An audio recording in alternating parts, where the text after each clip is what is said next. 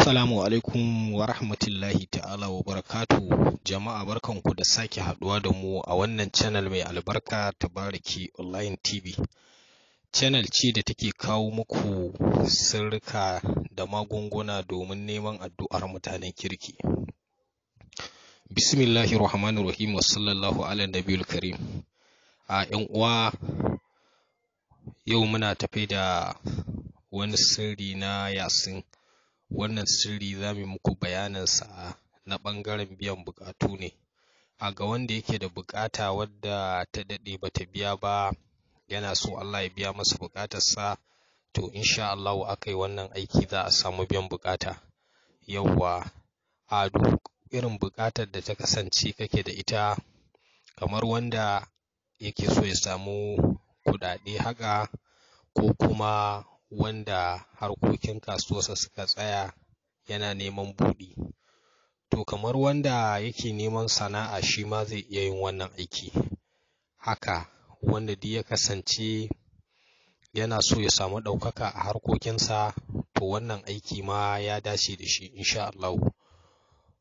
To yadda wannan aiki yake za mu muku bayani, amma kar ku manta, idan wannan shine farkon zuwan ku wannan channel tamu mai albarka, muna so ku danna subscribe, ku danna alamar ƙararrawa domin a dinga sanar da ku sababbin shirye-shiryenmu lokacin da muka ɗora. To farko dai abin da ake buƙata wannan aiki ana yin sa ne au lailan au naharan, ma'ana za ka iya yin sa da safe, ma'ana za ka iya yin sa bayan rana ta fito, ko kuma ka yi shi da daddare. Farko yadda wannan aiki ake, ana yin sallah nafila raka'a biyu bayan an yi sallama. Yawwa, to sai a yi istighfar 100, hailala 100, salatin annabi 100.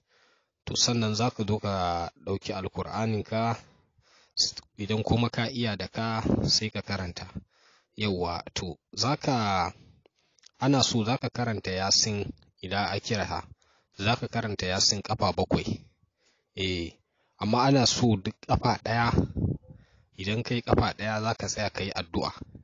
Za ka tsaya ka yi addu'a, ka roƙi Allah buƙatunka. Abin da kake da buƙata sai ka roƙi Allah. To haka za ka yi, sai ka karanta ta ƙafa 7. To bayan ka karanta wannan Yasin ƙafa 7, to sai ka zo kuma sai ka karanta qul huwallahu. Za ka karanta qul huwallahu ahad, ma'ana suratul ikhlas, za ka karanta ta ƙafa 100 bayan ka karanta ikhlasi ƙafa 100 sai ka karanta salatin annabi, sai kuma ka ƙara karantawa shi ma 100. Yawwa, to insha Allah abin da ake so aiki nan. To kuma wannan aiki sadakarsa ana so idan ka kammala aikin, ma'ana ana so a kullum idan kai aikin ana so za ka samu gyaɗa mai ɓawo.